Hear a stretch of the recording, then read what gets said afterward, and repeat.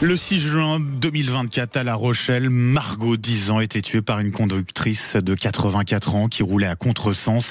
Margot était à vélo lorsqu'elle a été percutée mortellement. D'autres enfants ont été grièvement blessés. La justice a finalement rendu sa décision hier. L'octogénaire a été condamné à 4 ans de prison avec sursis. La maman de Margot est avec nous ce matin. Bonjour Camille Peynaud.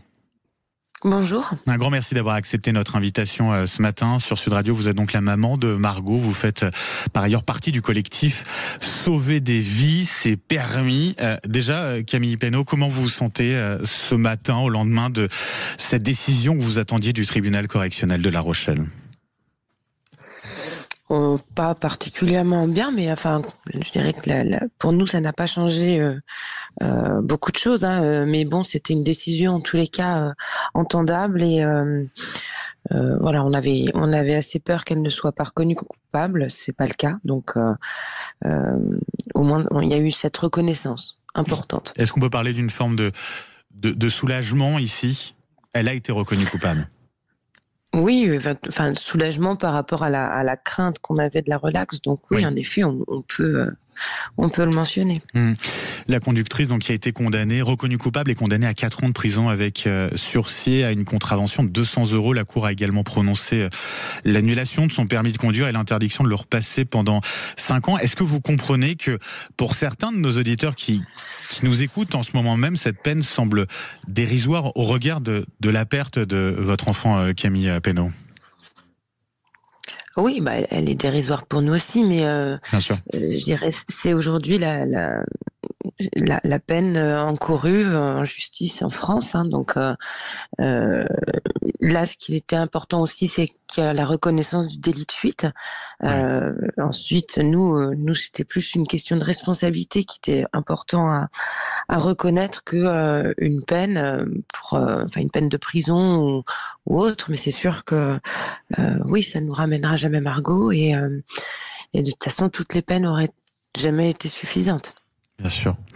La conductrice de 84 ans qui n'était pas là hier pour la décision de justice, vous le regrettez ou pas ? Vous auriez aimé qu'elle soit présente pour écouter justement cette peine à laquelle elle a été condamnée ?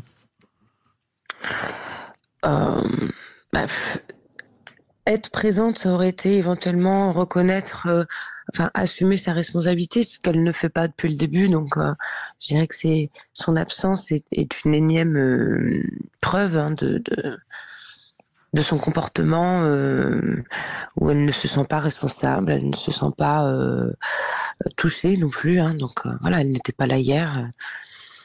C'est encore plus dur, mais bon. Ça nous a évité, moi en tous les cas, ça m'a évité de la croiser. Elle a exprimé des regrets ou pas ? Non, aucun. Aucun. Non, aucun. Vous faites partie, je le disais, du collectif Sauver des vies, c'est permis. Aujourd'hui, vous vous battez pour que ça change, pour que d'autres parents n'aient pas à vivre ce que vous vivez aujourd'hui, Camille Peynaud. Oui, tout à fait. Avec le collectif, donc on soutient, on a présenté donc une proposition de loi en mars dernier qui est inscrite à l'Assemblée et qui, on l'espère, va bientôt être mise à l'ordre du jour pour une discussion avec les législateurs et aussi ça amènera certainement la société à discuter de ce projet sur des tests d'aptitude. Qu'est-ce que vous demandez concrètement justement Eh bien, on demande à ce que le renouvellement du permis de conduire, donc l'obtention et le renouvellement soient conditionnés à un test d'aptitude tous les 15 ans au début et puis ensuite à partir de 66 ans tous les 5 ans. Alors, il y a une proposition de loi qui avait été déposée, soutenue par le gouvernement de l'époque au mois de mars dernier. Ça allait en ce sens. Le texte a été déposé à l'Assemblée nationale, il n'a toujours pas été inscrit à l'ordre du jour, c'est ça ? Tout à fait. C'est ça la difficulté aujourd'hui, c'est que le texte a été déposé.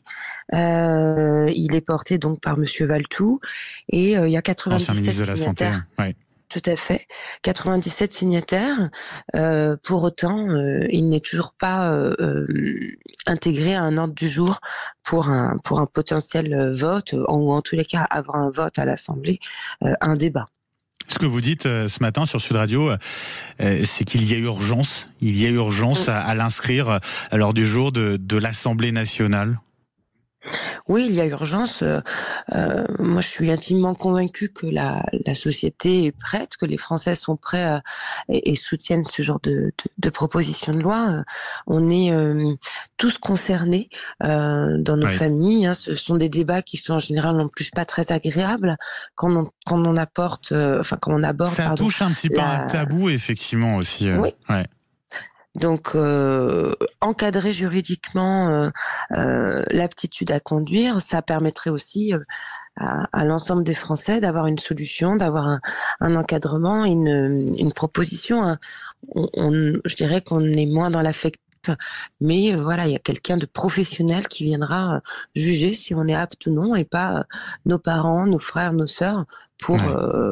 Voilà, ça peut aussi permettre ça. Parce que dans votre cas, la conductrice dont on parlait de 84 ans qui a été condamnée, elle n'aurait jamais dû prendre le volant si cette loi était passée, était déjà instaurée, puisqu'elle avait des antécédents médicaux, routiers connus. Exactement. Dans notre cas, moi, si la loi avait été en vigueur, elle n'aurait été plus apte à conduire. C'est évident, et donc l'accident aurait été évité. Vous êtes en contact aujourd'hui avec le gouvernement. Est-ce que vous avez des députés qui vous ont donné des garanties concernant cette proposition de loi ? On n'a aucune garantie, hein. J'ai pas de contact particulier avec le gouvernement actuel. On a des contacts avec quelques députés qui soutiennent la loi, mais non, malheureusement aujourd'hui on n'a aucune garantie. Donc c'est un travail de tous les jours d'essayer de relancer, de contacter de nouveaux députés pour qu'ils soient courageux. Hein. Je sais que c'est aujourd'hui difficile pour certains, en particulier pour les peut-être des circonscriptions rurales, mais faut pas opposer les urbains et les ruraux sur cette loi. On est tous concernés par le risque qui peut être pris quand on n'est plus capable de conduire, que ce soit sur les routes de campagne ou sur des routes de ville.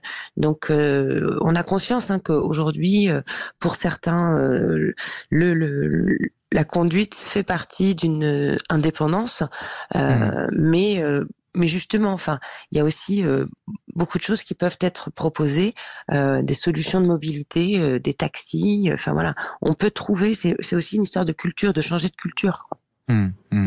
J'aimerais vous poser cette question aussi, Camille Pénaud. C'est sur la création d'un délit d'homicide routier. Ça a été adopté, entériné par le Parlement il y a 3 semaines. Là, ça va dans le bon sens ? On peut être en effet un peu optimiste quand on voit que cette loi a été votée. Maintenant, on n'est pas sur les mêmes contraintes certainement par rapport à l'homicide routier. Moi, je ne suis que pour cette. Évidemment, je trouvais que il était nécessaire de faire passer l'homicide routier, mais oui, il faut qu'il continue. Il ne faut pas s'arrêter là, surtout.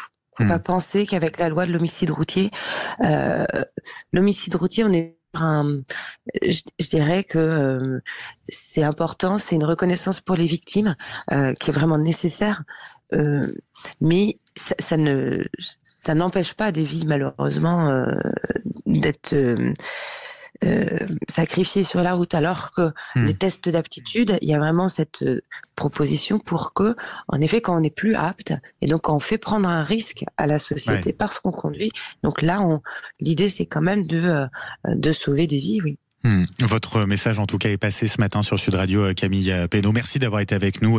Je rappelle que vous êtes donc la maman de Margot qui a été tuée à vélo l'an dernier du côté de La Rochelle, membre du collectif Sauvons des vies, c'est permis. Merci d'avoir été avec nous ce matin sur Sud Radio, Camille Pénaud, et prenez soin de vous.